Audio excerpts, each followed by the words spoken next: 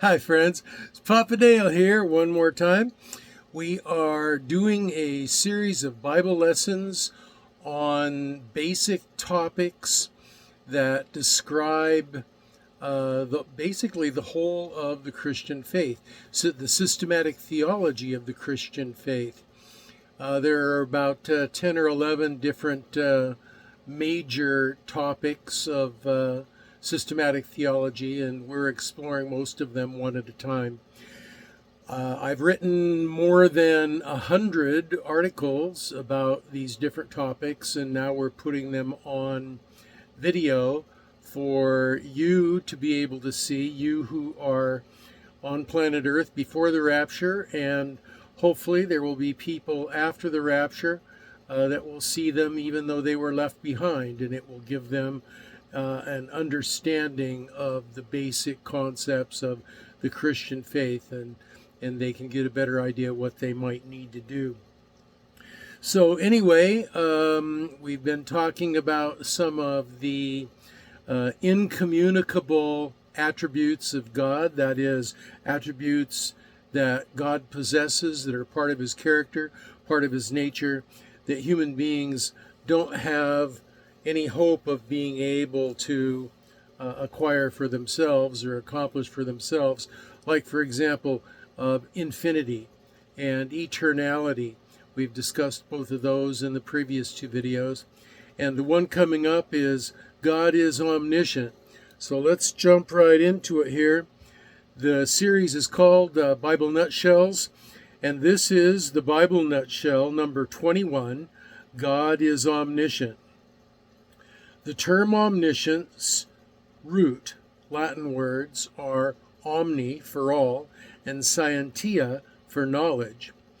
These suggest a definition of omniscience as the knowledge of everything, or as the property of having complete or maximal knowledge. Along with omnipotence and omnipresence, it is one of the central divine attributes of God.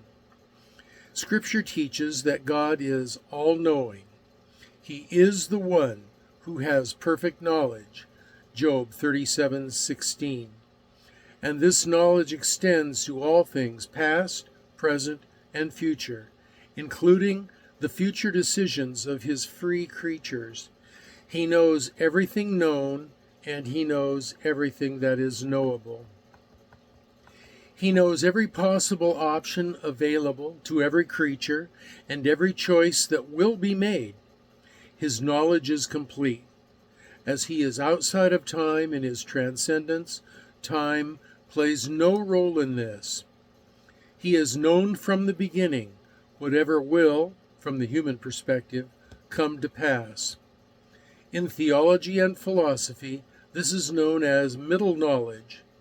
It is best characterized as God's pre-volitional knowledge of all true counterfactuals, possibilities that never come to fruition, of creaturely freedom. Well, that's a mouthful of philosophical words, huh? So, quote, God knows instantly and effortlessly all matter and all matters, all mind and every mind, all spirit and all spirits, all being and every being, all creaturehood and all creatures, every plurality and all pluralities, all law and every law, all relations, all causes, all thoughts, all mysteries, all enigmas, all feelings, all desires, every unuttered secret, all thrones and dominions, all personalities, all things visible and invisible, in heaven and in earth, motion, space, time, life, death, good, evil, heaven, and hell. Wow. Because God knows all things perfectly, he knows no thing better than any other thing, but all things equally well. He never discovers anything. He is never surprised, never amazed. He never wonders about anything, nor, except when drawing men out for their own good, does he seek information or ask questions, according to A.W. Tozer. God knows himself, for what man knoweth the things of a man, save the spirit of a man which is in him? Pardon me. Even so, the things of God knoweth no man, but the Spirit of God. 1 Corinthians 2:11. He even knows what I'm thinking and what I will say before I say it.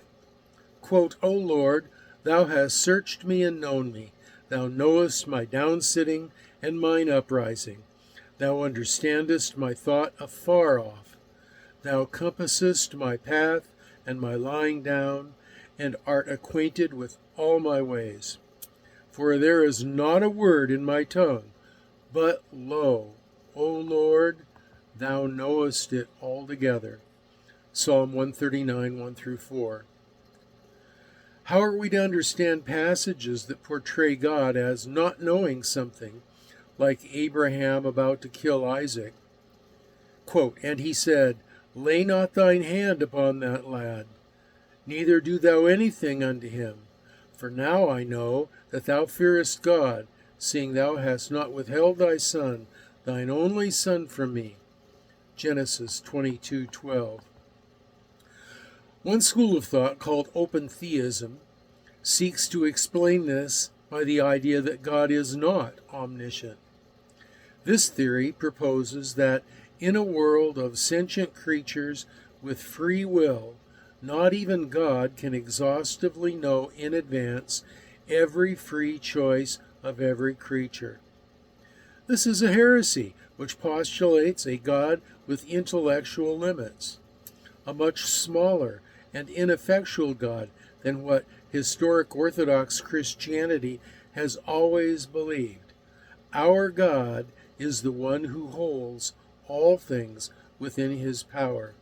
It's such a tremendous heresy and blasphemy as to be abomination, and the problem with it is that it makes God far smaller than he actually is. He is the greatest being one could ever conceive of, and beyond that, he is the greatest multitasker.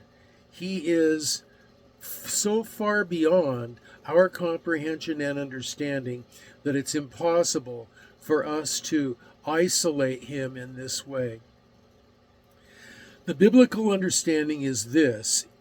The biblical understanding is this is an accommodation that God makes in order to have meaningful communication with finite men who are not omniscient. Even though he knows something that is going to happen, that does not preclude him from reacting appropriately as a human would when the time comes. In response to the fact of God's omniscience, we admit our own finite knowledge and trust that his decisions are wise and good. Our confidence in his perfect knowledge and love for his children gives us the justification for blindly trusting him. Quote, Trust in the Lord with all thine heart, and lean not unto thine own understanding. In all thy ways acknowledge him, and he shall direct thy paths. Proverbs 3:5-6. So, God is a pretty amazing person. He is eternal, he is infinite, he is omniscient. To know everything possible is just amazing. Pardon me. You know, they say that grandmaster chess players, the best chess players in the world, can look at a chessboard and they can visualize the movements of all the pieces by their opponent, up to, some say a dozen, I've heard some say up to 20 different moves, and all the counter moves and all the possible variations of all the moves. But even if it's only a dozen, that's hundreds and hundreds and thousands of possibilities that they can discern the possible movements for. And that is less than one grain of sand on all the beaches of the world, or one drop of water in all the oceans of the world, compared to the infinitude of the omniscience of God. He is just absolutely amazing. And what's even more amazing is that with all of that, he loves you with all his heart. He loves you and wants you to be with him for all eternity. Isn't that a wonderful thought? I'm so happy that he does. So that's the end of today's lesson, Bible Nutshell number 21. God is omniscient. And I will say that at the end of the video, there is a comment section in which you can write your comments, questions, or prayer requests. And also at the end of this video, in the after notes, there are links to my website on Facebook page, Dale Warren on Facebook. Links back to this YouTube page, and also a link to the lesson notes from this lesson. So go there and click away and leave your comments and questions. And until our next video, I don't even know what the name of it is right now. It's been written for weeks and months. But I don't have them all in front of me here. I should correct that for future videos so I can give you a better idea of what's coming up. But anyway, until the next video, this is Papa Dale saying, have a blessed day.